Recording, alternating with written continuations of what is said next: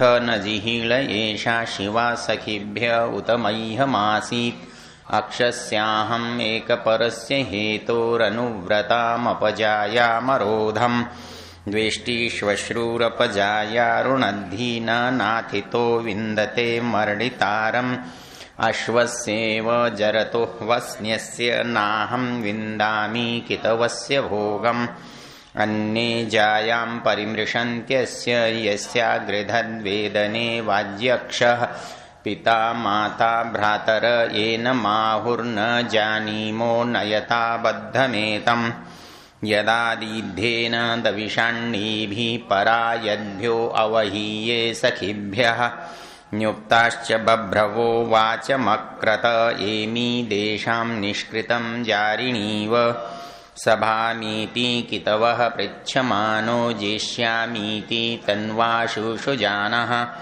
अक्षासो अस्य वितरन्ति कामं प्रतिदीव्ने दधत अक्षास इदं कुशिनो नितो दिनो निकृत्वा नस्तपनास्तापयिष्णवः कुमारदेष्णा जयतः पुनर्हणो मध्वा सम्पृक्ता कितवस्य बर्हणा त्रिपञ्चाशः क्रीळति व्रात येषां देव इव सविता सत्यधर्मा उग्रस्य चिन्मन्यवे नानमन्ते राजा चिदेभ्यो नमयित्कृणोति नीचा वर्तन्त उपरि स्फुरन्त्यहस्तासो हस्तवन्तं सहन्ते दिव्या अंगारा इरिणीन्युक्तः शीतः सन्तो हृदयं निर्दहन्ति जाया तप्यते कितवस्य हीना माता पुत्रस्य चरतः क्वचित् नृणा वा बिभ्यद्धनमिच्छमानोऽन्येषामस्तम् उपनक्तमेति स्त्रियं दृष्ट्वाय कितवं तताप अन्येषां जायां सुकृतं च योनिम् पूर्वाह्णे अश्वान् युजेहि बभ्रुन्सो अग्नेरन्दे वृषलः पपाद यो वः सेनानिर्महतो गणस्य राजा व्रातस्य प्रथमो बभूव तस्मै कृणोमि न धनारुणद्भि दशाहं प्राचीस्तदृतं वदामि अक्षैर्मा दिव्यः कृषिमित्कृषस्व वित्ते रमस्व बहुमन्यमानः तत्र गावः कितव तत्र जाया तन्मे विचष्टे सविताय मर्यः मित्रं कृणोध्वं खलु मृळितानो मानो घोरेण चरताभिधृष्णु निवो नु मन्यु विशतामरातिरन्यो बभ्रूणां प्रसितोन्वस्तु। ओम शांति। स्वामी जी महाराज, उपस्थित वानप्रस्थीजन, माताओं बहनों बंधुओं ब्रह्मचारियों, कल हमने एक मंत्र देखा था, यदादिध्येन दविषाण्येभिः परायद्भ्यो अवहीये सखिभ्यः न्युक्ताश्च बभ्रवो वाचमक्रत एमी देशां निष्कृतं जारिणीव। इसमें मनोविज्ञान की 3 परिस्थितियों को हमने अनुभव किया था। ये व्यक्ति जब सोचता है कि मैं गलत कर रहा हूं तो वो ये सोचता है कि आगे नहीं करूंगा, लेकिन उसका संकल्प 2 परिस्थितियों में टूट जाता है। जब वो होता हुआ काम उसके सामने होता है और या उसके साथ काम करने वाले उसके साथ होते हैं, तो वो 2 परिस्थितियां उसको दुर्बल कर देती हैं और वो फिर उसी काम पर चला जाता है। वो कैसे जाता है उसका वर्णन इस 6ठे मंत्र में है। सभामीति कितवः पृच्छमानो जेष्यामीति तन्वा शुशुजानः अक्षासो अस्य वितरन्ति कामं प्रतिदीवने दधत आकृतानि। हमारे यहाँ 3 जो अपराध हैं वो सबसे मुख्य माने गए हैं। मतलब जुआ है, शराब है और दुराचार है। और इनमें फंसा हुआ व्यक्ति बाध्य हो जाता है, मन का दुर्बल हो जाता है और उस काम को करने के लिए अपने को रोकने पर भी वो रुक नहीं पाता है। तो वो कहता है सभामीति कितवः पृच्छमानो जेष्यामीति तन्वा शुशुजान। वो जब जुए के अड्डे पर कोई जा रहा है तो वो कहता है कि उसका जो तन्वा शुशुजान वो अपने में नहीं होता है। वो सोचता है कि आज तो ऐसा जरूर होगा कि मैं जो पिछला सब कुछ बुरा हुआ है वो अच्छे में बदलने वाला है। आप तो बहुत ही, और इसका एक उदाहरण देखिएगा कि जब कभी कहीं थोड़ा सा एक चोरी को लाभ मिल जाए तो वो दूसरी चोरी के लिए अनायास प्रवृत्त होता है। ऐसा कभी नहीं होता कि आदमी एक चोरी करके संतुष्ट हो जाए कि चल अब आगे से नहीं करना, क्योंकि अब एक में पकड़ में नहीं आए तो आगे छोड़ देंगे, ऐसा नहीं होता। व्यक्ति एक में सफल हो जाता है तो अगला काम अवश्य करता है। वो सोचता है मैं पकड़ा तो गया ही नहीं, तो वो तब तक करता चला जाता है जब तक उसको मतलब पकड़ा ना जाए या दंडित ना हो जाए या नुकसान में ना आ जाए।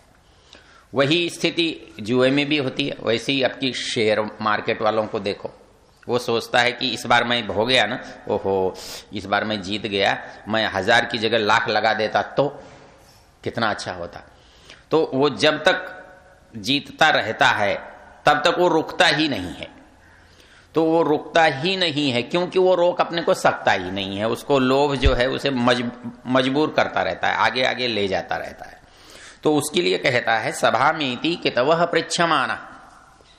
वो जो अपने साथी हैं उनसे पूछता है और बड़ा उत्साहित होता है, और जो उसके पासे हैं वो पासे मतलब ऐसा लगता है कि जैसे उसकी तरफ से ही लड़ रहे हैं। आज तो उसके लिए ये युद्ध हो रहा है और वो सामने के प्रतिद्वंद्वी को अवश्य ही जीत लेता है। अब इसमें मूल बिंदु जो है वो है तन्वा शुशुजाना। तन्वा शुशुजाना क्या है? केवल एक चीज है कि मनुष्य अपनी बुद्धि को संतुलित नहीं रख सकता। अपराध का मूल कारण है कि वो संतुलित नहीं रह पाता, वो एक तरफ झुक जाता है। और जब भी मनुष्य संतुलित नहीं होगा निर्णय गलत होगा। निर्णय कब? अच्छा, तराजू जब भी संतुलित नहीं होगी तो गलत होगी ही, मतलब उसमें विकल्प नहीं है। निर्णय कब अच्छा होता है? निर्णय संतुलित होते हैं तब अच्छा होता है। और अपराधी क्यों बुरा होता है? अपराधी एक पक्षीय होता है, वो असंतुलित ही होता है। यदि असंतुलित न हो तो अपराध नहीं होता। मैंने आपसे पीछे एक बात कही थी कि श्री कृष्ण की सबसे बढ़िया योग्यता क्या? हाँ, प्रहसन्निव भारत। मतलब उसको लड़ाई में भी हंसी आती है। वो जो भी काम करता है सहज भाव से करता है, हंसते हुए करता है। मतलब उसको कोई भी चीज दबाव नहीं डालती, तनाव नहीं डालती, गुस्से में आवेश में काम नहीं करता। वो किसी को मारता भी है, कत्ल भी करता है तो बड़ी प्रसन्नता से करता है। उसे लगता है कि इसको मारना चाहिए तो वो योजना भी बहुत ढंग से बनाता है और उसको अनायास मार देता है। दूसरे रोते रहते हैं तो वो हंसता है। जो उसको बेटे को मार दिया अर्जुन के, वो रोने लगा, बोले रोत मत, तेरी मुसीबत हटा दी मैंने, चल। तो वो कहता है कि तन्वा शुशुजान। आप अब अच्छा ये पता लगे कि मैंने एक बार विचार किया तो क्या किया? ये दुनिया सारी तराजू से चलती है। आपका क्या ख्याल है? यदि तराजू बीच में ना हो तो हमारा सौदा कैसे पटे? कोई अनाज का ढेर लगा के बैठा हो लाला जी और ये कहे जी अंदाजे से तोल देता हूं, अंदाजे से दे देता हूं, तो न तो कोई भी सस्ते में भी लेने को तैयार नहीं होगा। मतलब हमको सबसे ज्यादा शिकायत रहती है कि इसने कम तोला, इसने कम नापा। मैं घरों में जब शहरों में देखता हूं तो सबसे पहली लड़ाई सवेरे दूध वाले से हुआ करती थी। अब तो थैली आ गई, पहले वो दूध वाला आता था ना, तो उस दूध वाले से पहली लड़ाई होती थी। वो ठीक नहीं तोलता है, उसने बर्तन को तोड़ मरोड़ कर रखा है, थोड़ा जल्दी में करता है, थोड़ा जो कुछ गड़बड़ होती रहती है। अब वो लड़ाई मैंने अनुभव किया कि पूरे दिन चलती रहती है। सब्जी मंडी जाता है तो लड़ाई लड़ता है, उसको भी ये देखता रहता है कि ये कम है कि ज्यादा है कि अच्छा है कि, तो जब तक वो बिल्कुल बराबर नहीं होती तब तक न संतुष्टि इसको होती ही नहीं। आदमी ग्राहक ये सोचता है कि मेरा पल्ला थोड़ा झुका हुआ होना चाहिए, यदि ईमानदारी हो मतलब उसके बाट में और तराजू में, तो दुकानदार चाहेगा कि उसका पलड़ा ऊपर हो? नहीं चाहेगा। लेकिन वो संतुष्ट करने के लिए बहुत सारे उपाय करता है और वो ऐसा बताता है कि देखो ग्राहक का पलड़ा भारी है, थोड़ा नीचे है। ग्राहक इससे बहुत संतुष्ट होता है। मतलब दूध में कितना भी पानी मिलाकर दूधिया ने दिया हो, लेकिन ऊपर से जब वो थोड़ा सा दूध डालता है तो ग्राहक ये सोचता है कि ये शायद उसका सबसे फायदे का काम है। उसके मन बड़ा संतुष्ट हो जाता है। वो जो महिला दूध लेने आती है वो उस मुस्कुराहट में बदल जाती है कि चलो आज दूधिया को इतना चूना तो हमने लगा दिया और ये हम अपने फायदे में रहे। तो आदमी सदा जब भी सोचता है तो ऐसे ही सोचता है। वो उसका नाप जो है वो, लेकिन हम किसी से बिल्कुल पसंद नहीं करते किसी को, और हमें जरूरत है उसकी दुकान से सामान लेने की, तो हम कहाँ जाकर संतुष्ट होते हैं? दो ही जगह तो है भाई, सामान ठीक होना चाहिए, तोल ठीक होना चाहिए, भाव ठीक होना चाहिए। तो वो क्या है, सब तुला से चलने वाली चीज है। अच्छा, अब एक सोचने की बात है कि कपड़ा भी आप नाप से लेते हो, पानी भी नाप से लेते हो, बिजली भी नाप से लेते हो, अनाज भी नाप से लेते हो, और तो और मिट्टी की जरूरत पड़ती है, उसमें भी नाप की जरूरत पड़ती है। अतः दुनिया में सब बिना नाप के और बिना तोल के कुछ भी नहीं है। जब बाहर की दुनिया इतने तोल से चलने वाली है तो भीतर की दुनिया बिना तोल के कैसे चल सकती है? क्योंकि झगड़ा तो वहां भी इधर जाने का भी है और इधर जाने का भी है। तो बाहर की सारी दुनिया तोल से ठीक होती है। दुकानदार से हम कुछ भी लें, यदि वो ठीक तोल रहा है तो हमें संतुष्टि हो जाती है कि हमने ये बात, ये मंजूर है, ये जो कुछ दे रहा है वो ठीक है। तो आप सवेरे से शाम तक और जीवन भर इस तोल के पीछे रहते हैं, है ना? इसका मतलब ये तोल जो है ना बहुत अनिवार्य चीज है। इसके बिना कोई व्यवहार हो ही नहीं सकता। तो अब ये तोल यदि बाहर इतना जरूरी है तो भीतर कैसे होना चाहिए? अब भीतर ही तो तोल, भीतर की तराजू कैसे लाओगे? क्या बताओगे भीतर की तराजू के लिए? प्रहसन्निव, प्रहसन्निव मतलब भीतर आप इसके लिए आप एक शब्द प्रयोग करते हो, संतुलित व्यक्तित्व। ये संतुलित में तुला तो है ना, बैलेंस जब बोलते हो तो बैलेंस तो है। तो इसका मतलब जैसे तुला बाहर है वैसे तुला भीतर भी है। अब पता कैसे लगे कि आपका तोल गलत चल रहा है? कैसे बताओगे? हाँ, मतलब आदमी प्रसन्न नहीं होता जब तक आदमी संतुलित नहीं होता, तो आदमी प्रसन्न नहीं होता। आदमी प्रसन्न होता है तो आदमी संतुलित होता है, उसकी बुद्धि ठीक होती है। गीता की पंक्ति बोलो तो, प्रसादे प्रसादे सर्व दुखानां हानिरस्योपजायते प्रसन्न चेतसो ह्याशु बुद्धि पर्यवतिष्ठते नास्ति बुद्धिरयुक्तस्य न चायुक्तस्य भावना न चाभावयत शांति अशांतस्य कुतः सुखम। जो सुख की यात्रा है वो प्रसन्नता से शुरू होती है। प्रसन्नता से जो सुख की यात्रा शुरू होती है वो बीच में कहां जाती है? तो वो कहता है कि प्रसन्नता तब तक नहीं हो सकती जब तक आप संतुलित नहीं हो, सहज नहीं हो, स्वस्थ नहीं हो। मतलब स्वस्थ भी और कुछ नहीं है। स्वस्थ क्या है? न ज्यादा है न कम है। जो न ज्यादा है न कम है वही तो स्वस्थ है। ज्यादा है तो भी रोगी है और कम है तो भी रोगी है। तो रोगी होना जो है वो असंतुलित होना ही तो है। कभी बाहर वस्तु में असंतुलन होता है तो कभी व्यक्ति में असंतुलन होता है। समदोष समाग्निश्च समधातुमल क्रिय प्रसन्नात्मेन्द्रिय मना। अब ये बताओ, प्रसन्नात्मेन्द्रिय मना तब तक बराबर नहीं हो सकता। प्रसन्नात्मेन्द्रिय मना, इंद्रिय, आत्मा और मन दोनों तीनों प्रसन्न हो, ऐसा कैसे हो सकता है?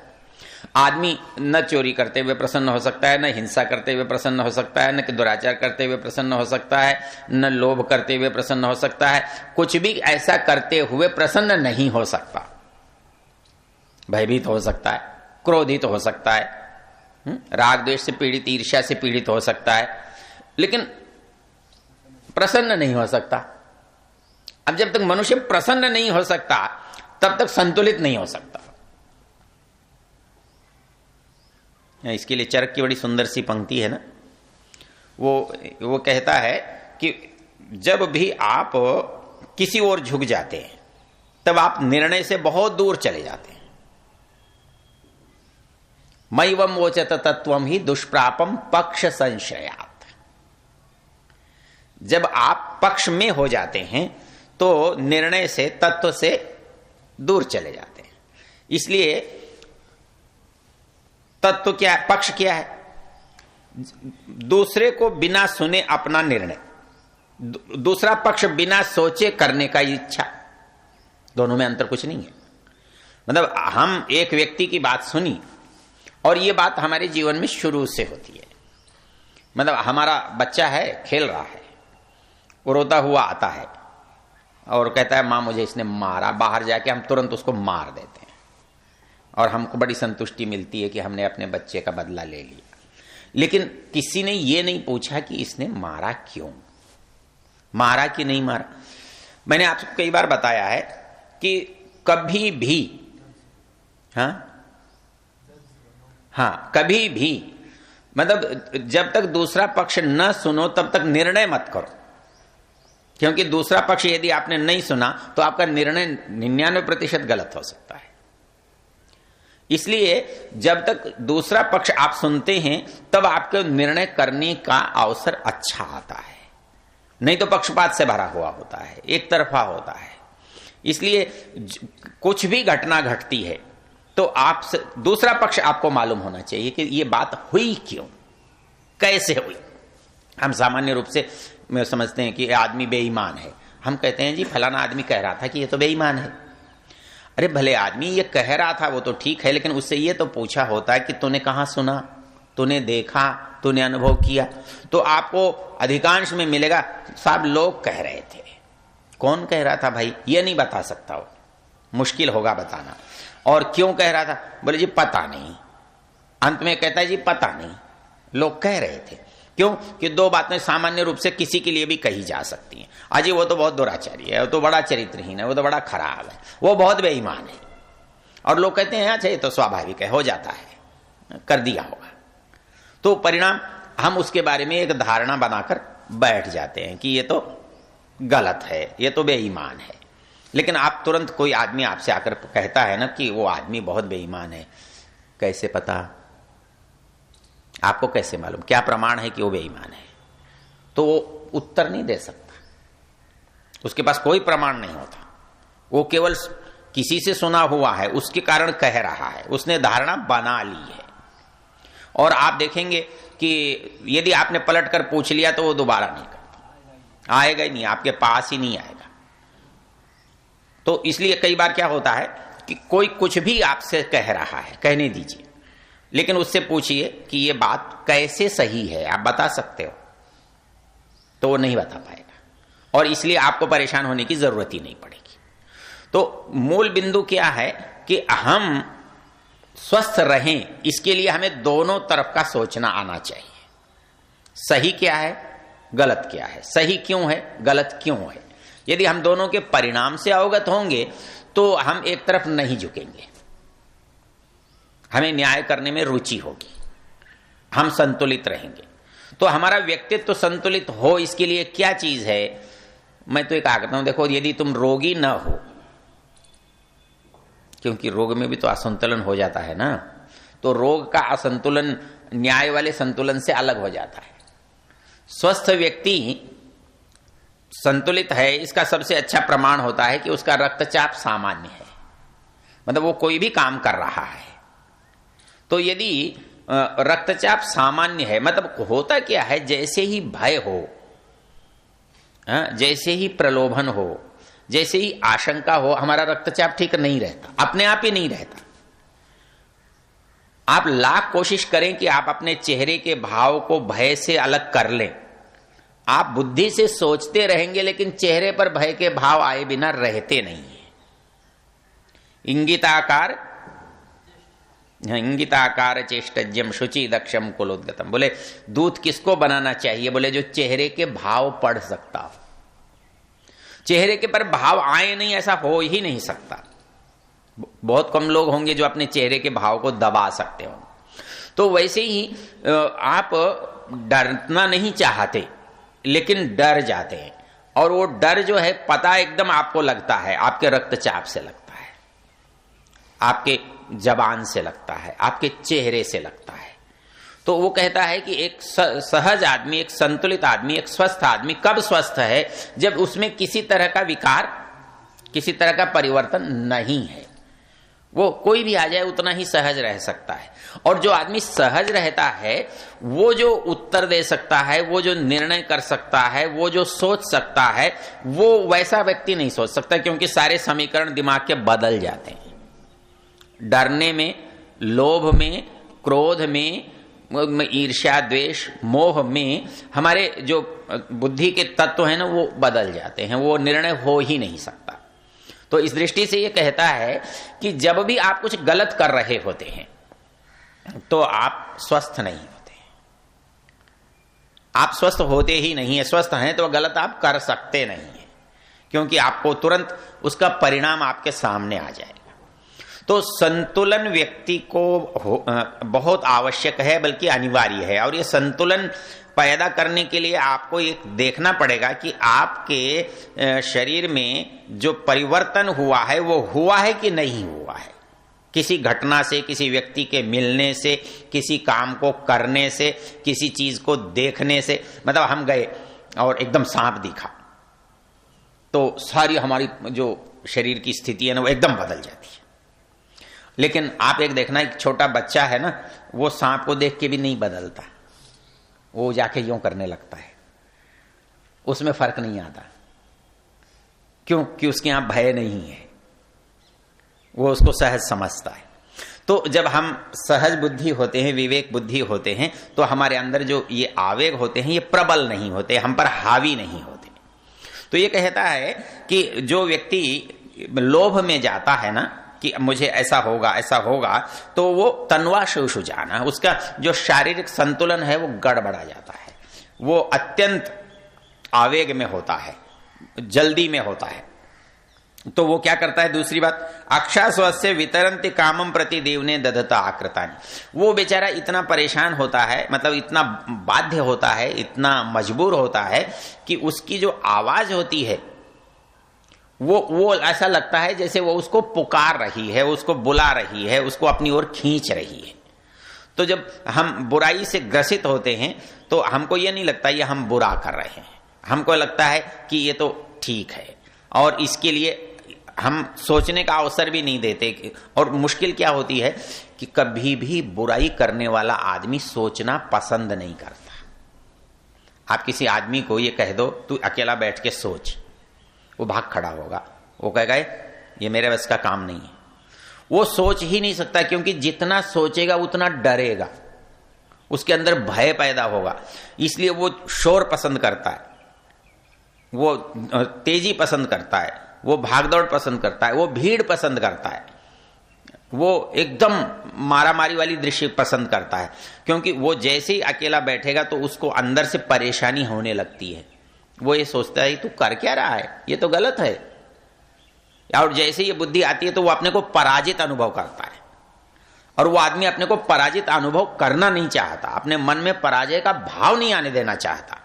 तो वो क्या करता है कि उस विषय में दरवाजा बंद कर देता है, ये सोचना नहीं। चोरी करने वाला कभी भी ये पसंद नहीं करेगा कि चोरी के बारे में वो सोचे कि अच्छा है या बुरा है। इसलिए अपराध करने वाला शराब क्यों पीना चाहता है? ताकि सोचना ना पड़े, सोचने से स्वतंत्र हो जाए। तो फिर वो जो कुछ कर रहा है उसमें औचित्य अपने आप आ जाता है, औचित्य बुद्धि नहीं देती। तो इस दृष्टि से वो ये कह रहा है अक्षासो अस्य वितरन्ति काम, उसकी जो कामनाएं हैं ना वो उसको आकर्षित करती हैं, उसको बुलाती सी रहती हैं।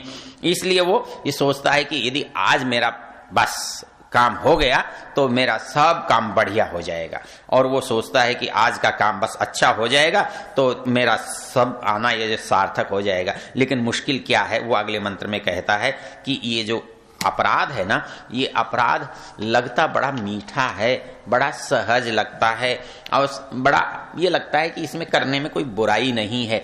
क्योंकि विशेष रूप से आप पाश्चात्य जगत में देखोगे तो दो बड़ी विचित्र बातें। हमारे यहाँ तो हर चीज को बुराई ही कहते हैं और उसको बुराई ही मानते हैं, चाहे कितना भी व्यक्तिगत थोड़ा हो या ज्यादा हो। मतलब ये जैसे 3 बुराई हैं, चाहे जुआ है, चाहे दुराचार है और चाहे शराब है। हमारे यहाँ तो इसको शुरू से आखिर तक बुराई मानते हैं, लेकिन पाश्चात्य जगत इसको आधा बुराई मानता है और आधा बुराई नहीं मानता। क्यों? वो कहता है कि शराब पी के बहकना तो बुरा है और शराब पीना बुरा नहीं है। शराब पी के दुर्घटना करना बुरा है, लेकिन शराब पीना बुरा नहीं है। ऐसा कैसे हो सकता है? वो कहता है दफ्तर में शराब पीकर बैठना बुरा है, लेकिन घर में शराब पीना बुरा नहीं। वो कहता है ये प्राइवेट लाइफ है, किसी की भी प्राइवेट लाइफ से हमें क्या लेना देना। लेकिन मुश्किल क्या है कि कोई भी लाइफ प्राइवेट होती ही नहीं है। वो अपने मुख्यमंत्री के बारे में एक टिप्पणी किया करते थे, after 8 PM no CM, after 8 PM no CM। बोले फिर वहां दौर दूसरा चलता है। तो वो ये कहते हैं कि ये रेखा जो है ये पाश्चात्य जगत मानता है, लेकिन ये रेखा मान्य करने से निर्णय तो प्रभावित होते हैं। निर्णय तो दफ्तर के प्रभावित होते हैं रात की पार्टी से, तो पार्टी प्राइवेट लाइफ कैसे हो जाएगी?